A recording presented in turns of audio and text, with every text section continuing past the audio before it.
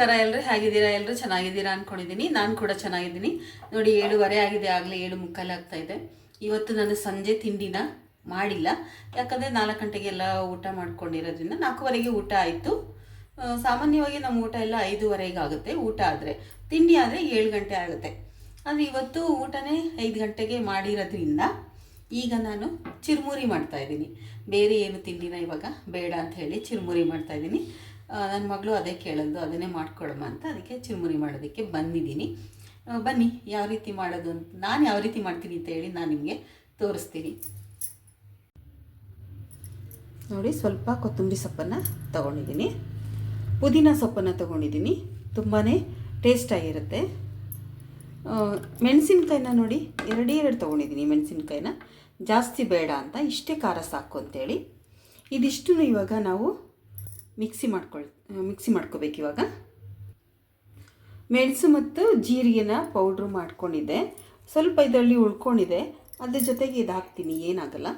ನೋಡಿ, 2 ಮೆಣಸಿನ್ಕಾಯಿ ಹಾಕ್ತಾಯಿದ್ದೀನಿ, ಹಾಗೂ ಪುದೀನ ಸೊಪ್ಪನ್ನು ಹಾಕ್ತಾಯಿದ್ದೀನಿ, ಕೊತ್ತಂಬರಿ ಸೊಪ್ಪನ್ನು ಹಾಕ್ತಾಯಿದ್ದೀನಿ. ಇದಿಷ್ಟನ್ನು ಈಗ ನುಣ್ಣಗೆ ರುಬ್ಕೊಳ್ಳೋಣ. ನೋಡಿ, ಮೆಣಸಿನ್ಕಾಯಿ, ಪುದೀನ ಮತ್ತು ಕೊತ್ತಂಬರಿ ಸೊಪ್ಪು ಎಲ್ಲನೂ ನಾನು ಈ ಥರ ಮಿಕ್ಸಿ ಮಾಡ್ಕೊಂಡಿದ್ದೀನಿ, ನುಣ್ಣಗಾಗಿದೆ.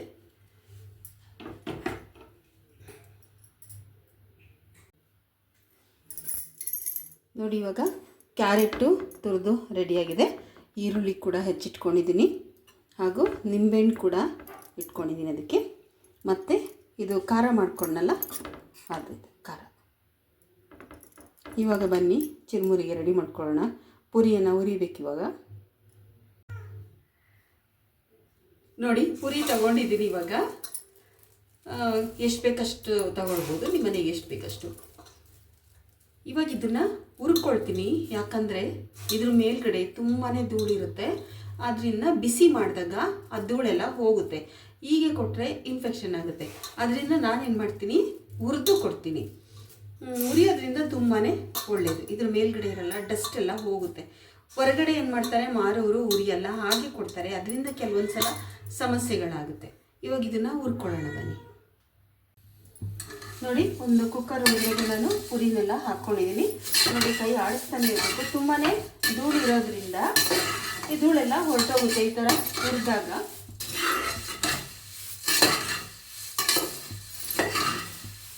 ಮಕ್ಕಳಿಗೆ ಈ ಥರ ಧೈರ್ಯವಾಗಿ ಕೊಡ್ಬೋದು ನಾವು ಮನೆಯಲ್ಲಿ ಚಿರುಮುರಿಯನ್ನು ಮಾಡಿ, ಏನೂ ತೊಂದರೆ ಆಗೋದಿಲ್ಲ. ಕೆಲವೊಂದು ಸಲ ಹೊರಗಡೆ ಎಲ್ಲ ಚಿರುಮುರಿ ತಿಂದರೆ ಮಕ್ಕಳಿಗೆ ಆರೋಗ್ಯ ಕೆಡುತ್ತೆ.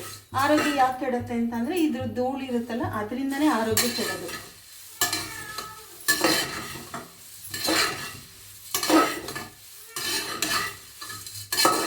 ನಮ್ಮನೇಲಿ ಏನಂದರೆ ಹೆಚ್ಚಿಗೆ ಚಿರುಮುರಿ ಎಲ್ಲ ಹೊರಗಡೆ ತಗೊಳ್ಳಲ್ಲ, ಏನಿದ್ರು ಈ ಥರ ಬೇಕು ಅಂದಾಗ ಮನೆಯಲ್ಲೇ ಮಾಡ್ಕೊಳ್ಳೋದು.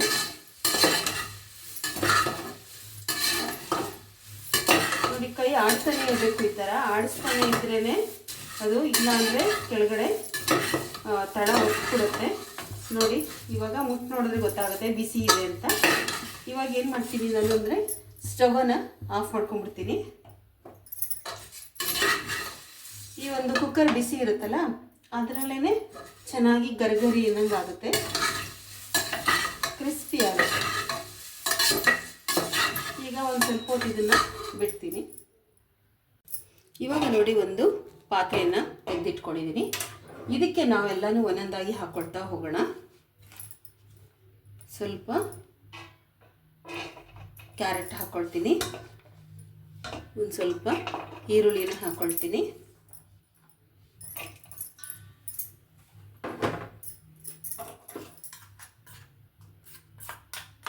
ಇವಾಗ ನೋಡಿ ಖಾರನ ಹಾಕ್ಕೊಳ್ತೀನಿ. ಖಾರ ನಮಗೆ ಎಷ್ಟು ಬೇಕಷ್ಟು ಹಾಕ್ಕೋಬೋದು, ನಾನು ಸ್ವಲ್ಪ ಜಾಸ್ತಿನೇ ಹಾಕ್ತಾಯಿದ್ದೀನಿ.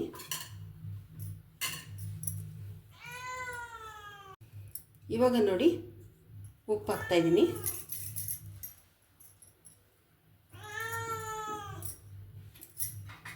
ಈಗ ಸ್ವಲ್ಪ ಎಣ್ಣೆನ ಹಾಕ್ಕೊಳ್ಳೋಣ. ಇವತ್ತೇ ಬೇರೆ ಥರ ಮಾಡ್ತಾಯಿದ್ದೀನಿ ನಾನು.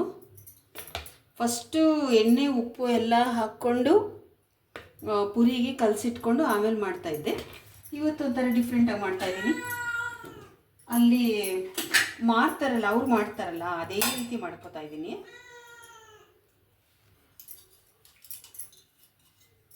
ಇವಾಗ ನೋಡಿ ನಿಂಬೆಹಣ್ಣು ಹಾಕ್ಕೊಳ್ತಾ ಇದ್ದೀನಿ ಅದಕ್ಕೆ.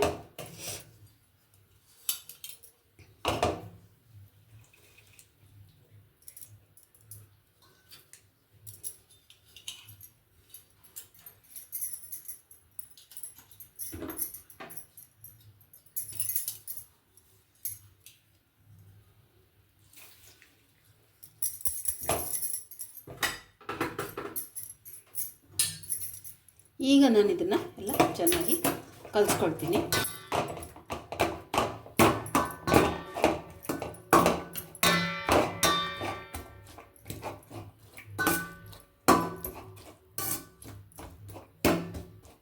ಇವಾಗ ಇದಕ್ಕೆ ಪುರಿ ಹಾಕ್ಕೊಳ್ಳೋಣ. ಇವಾಗ ನೋಡಿ ಪುರಿನ ಹಾಕ್ಕೊಳ್ತೀನಿ.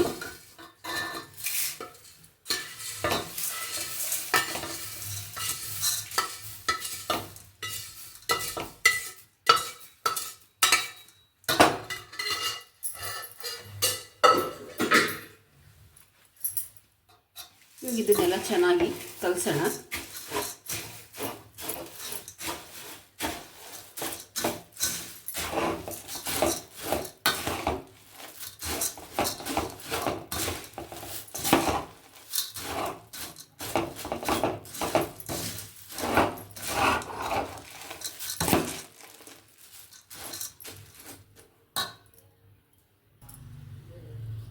ನೋಡಿ ಇವಾಗ ಚಿರುಮುರಿ ರೆಡಿ ಆಯಿತು.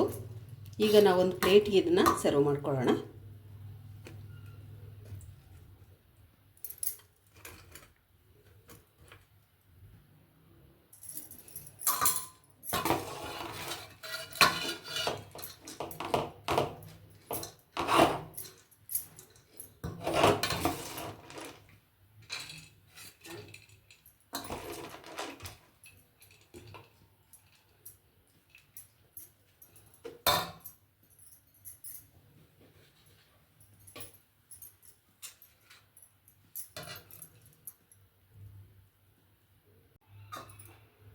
ಇದಕ್ಕೆ ನೀವಿನ್ನು ಕಡಲೆಕಾಯಿ ಬೀಜ, ಸೇವು ಎಲ್ಲ ಹಾಕೋಬೋದು. ಆದರೆ ಏನು ಹೊರಗಡೆದನ್ನು ಬಳಸದೇನೆ ಮಾಡಿರುವಂತಹ ಒಂದು ಆರೋಗ್ಯಕರವಾದಂತಹ ಚಿರುಮುರಿ ಅಂತಲೇ ಹೇಳ್ಬೋದು ಇದನ್ನು. ಹೇಗೆಂದರೆ ಪುದೀನ ಸೊಪ್ಪೆಲ್ಲ ಇದೆ, ತುಂಬ ಒಳ್ಳೆಯದು. ಪುದೀನ ಸೊಪ್ಪು ಡೈಜೆಷನ್ ಆಗುತ್ತೆ ಚೆನ್ನಾಗಿ. ಒಟ್ಟಿನಲ್ಲಿ ಮನೆಯಲ್ಲೇ ಈ ಥರ ಆರೋಗ್ಯಕರವಾಗಿ ರುಚಿಯಾಗಿ ನಾವು ಚಿರುಮುರಿಯನ್ನು ಮಾಡಿಕೊಂಡು ತಿನ್ಬೋದು. ಸ್ವಲ್ಪ ಹೊತ್ತು ಕೆಲಸ ಹಿಡಿತಷ್ಟೇ. ಕ್ಯಾರೆಟ್ ತುರ್ಕೊಳ್ಳೋದಿರ್ಬೋದು, ಈರುಳ್ಳಿ ಹಚ್ಚೋದಿರ್ಬೋದು, ಇನ್ನು ಉಳಿದಿರೋ ಕೆಲಸಗಳೆಲ್ಲ ಬೇಗ ಆಗುತ್ತೆ. ನೋಡಿದ್ರಲ್ಲ ನಾನು ಮಾಡಿದಂತಹ ಚಿರುಮುರಿ ಯಾವ ರೀತಿ ಮಾಡಿದೆ ನಾನು ಅಂತ. ಬೇಕಿದ್ರೆ ಕಡಲೆಕಾಯಿ ಬೀಜ ಎಲ್ಲ ಹಾಕೋದು ಬೇಡ ಅಂತಂದ್ಲು ನನ್ನ ಮಗಳು. ಏನೂ ಹಾಕ್ಬೇಡಮ್ಮ ಸುಮ್ಮನಾಗ್ಬಿಡು ಅಂದು. ಅದನ್ನು ಹಾಕಲಿಲ್ಲ. ಬೇಕಾದರೆ ನೀವೆಲ್ಲನೂ ಹಾಕ್ಕೋಬೋದು. ಹೊರಗಡೆಯಿಂದ ತಂದಂತಹ ಚೌ ಕೂಡ ಹಾಕ್ಕೊಳ್ಬೋದು. ಅದನ್ನೆಲ್ಲ ನಾನು ಹಾಕಲ್ಲ, ಇದಕ್ಕೆ ಇಷ್ಟೇ ಮಾಡ್ಕೊಳ್ಳೋದು.